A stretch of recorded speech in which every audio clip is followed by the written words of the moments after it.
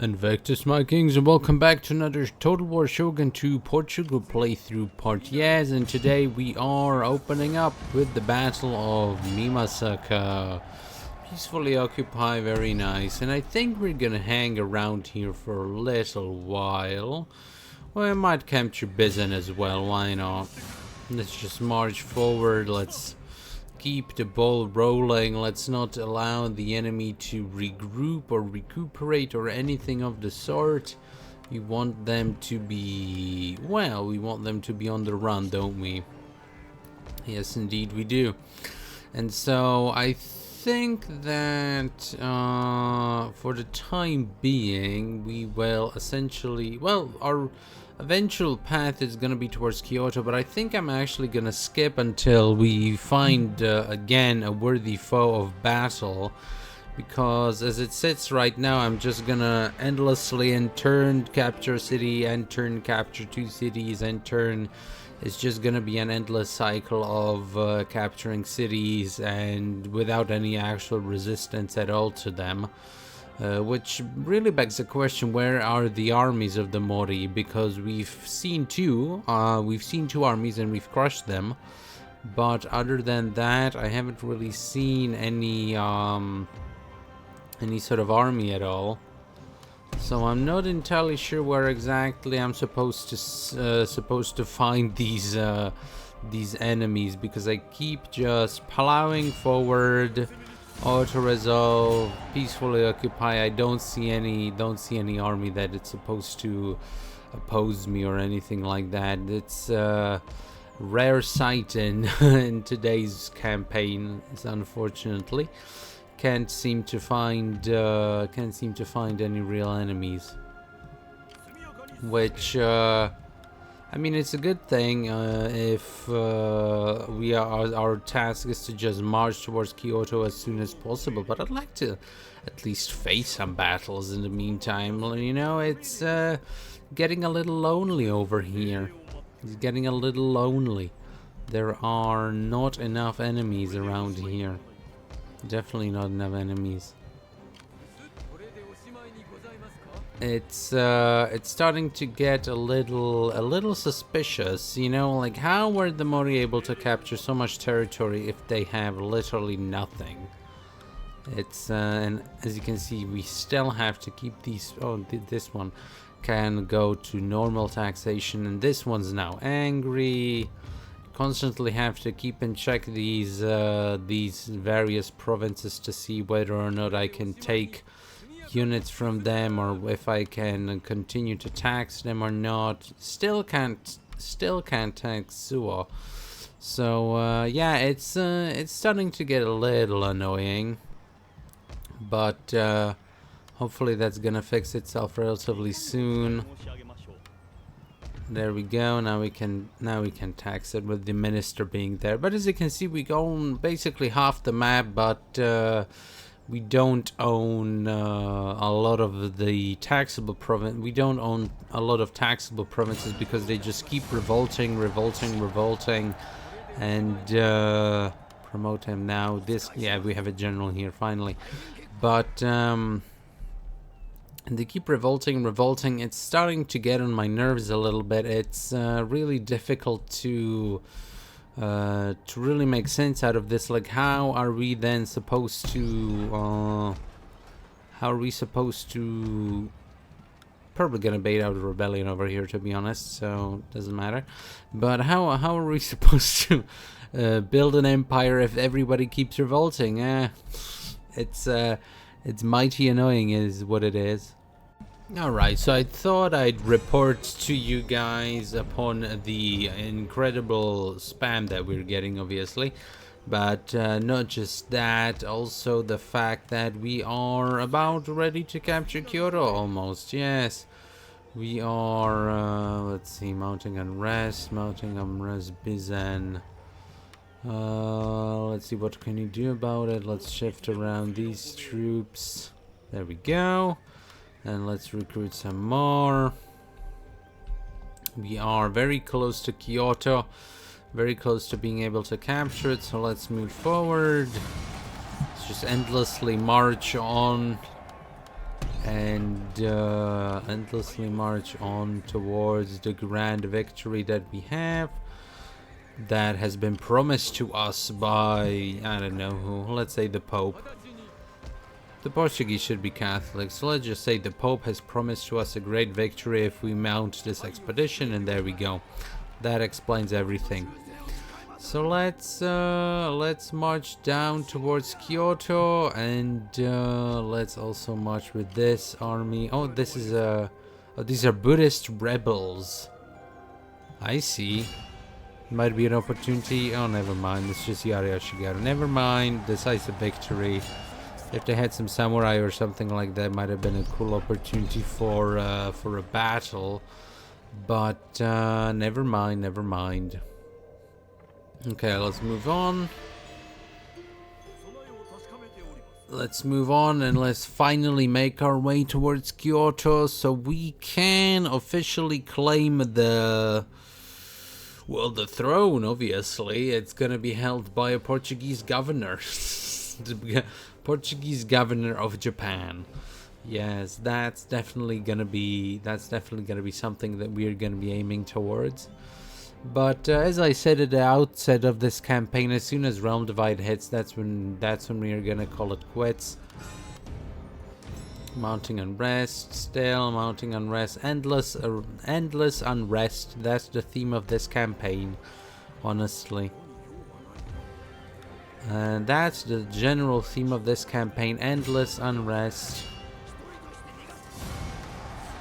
Endlessly trying to make way in the world, endlessly facing resistance. But this army can march southwards. This army can recruit some units. We can also recruit some units over here. And let's move on. I've recruited so many units. Honestly, if this was Rome 2, I'd have so many minor armies just running around. But yeah, I can definitely sort of see the appeal. Oh, here we go. Finally a battle. Finally a worthy foe. A foe worthy of our swords. Yes, we are gonna have a massive battle. And we're gonna beat back the enemy. I wonder, they're taking attrition. Okay. Castle under siege. Metsuke army sabotage. So many agent spam events, but here we go. Oh, this is gonna be a great battle. Let's go. Alright, here we are again, a snowy map, but that doesn't really matter. We have some arquebuses, we have some besterois. This is gonna be a nice fight. Nice battle. Start the battle. Let's see. They should be deployed in a defensive manner, but they are actually attacking us. The Mori, they have some bow samurai, some katana samurai, a bunch of katana samurai, and this is gonna be their last attack, the last attack of the Mori against the mighty Portuguese. Yes. Do these guys have a flag? These guys have a flag. Do the Japanese have a flag? Something of a flag. They have a banner. But they have some. They have actually a pretty cool color scheme now that I'm looking at it. This sort of more light red than some of the other clans in Shogun 2. But we're gonna wait for them to come to us and let them tire themselves out. Obviously, we aren't gonna move an inch. But it looks like their cavalry has other ideas, so let's start setting up for that. Outflanking strike. Really, the AI in Shogun 2 is much better than in any other Total War that I've seen in quite a while. They actually go for active outflanking maneuvers. They try to get around you. They try to do some actual damage to you. Constantly on the move, constantly trying to outsmart you. It's a very nice change of pace compared to some other Total War games. There we go, they smashed into my swordsman. Very neat, very neat. Very neat indeed. And here we go, the battle's starting. With the... Our general is Yeah, there we go. Their general's bodyguard has attacked my general's bodyguard. They're piling on here really thickly, so let's reinforce the center with all we have. And let's get our general out of harm's way. We don't want him dying. Definitely don't want him dying. There we go. There we go. Let's get behind these fools.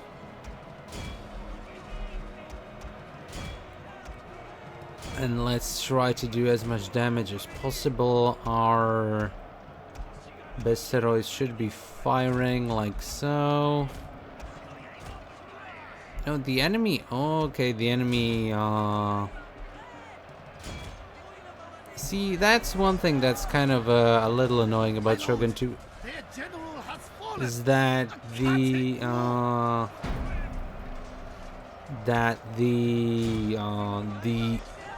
cavalry can just escape a little too easily, which is obviously historically accurate. You want cavalry to be able to escape easily, but it's difficult to pin cavalry down, is what I'm trying to say. Very difficult to pin cavalry down, and it makes it absolutely devastating in like an actual head-to-head combat. Cavalry can be absolutely devastating because it can just attack, retreat, and you need well, you need a lot of strategy, which is, I guess, the point. So maybe it's actually a good thing that that cavalry can sort of unpin itself at will. It plays into the tactical aspect of Total War a little bit more than in other games, but the cavalry is almost floaty in this game. There's some terrible damage, and there we go. It is a victory. Okay, so we lost 430 and we killed, well, all of their army, essentially. Their entire army is gone. Very nice, very nice. That does mean that this army is gonna have to be on standby a little bit. Here we go. The Ashikaga Shogunate's army is in view. Let's get both of our armies over here. Exempt them from taxation. Do all of these wonderful things over and over again. Reinforce. Still -1, so let's reinforce again. There we go. And next turn we can go and march on Kyoto. Yes. It's gonna be the final. It's gonna be the end of that campaign. I think it's gonna be the end of the campaign. I'm not entirely sure if Realm Divide hits immediately after you take Kyoto, but I think it should. I definitely think it should. So we're gonna have a bit of a fight for Kyoto. The Ashikaga Shogunate is well, they're doomed to fail anyway. It's gonna be the Portuguese Shogunate now. Anyway, Metsuke increases in rank. Very nice, very nice, very nice. Mounting unrest. Still mounting unrest, man. This has been the story of this entire campaign for me.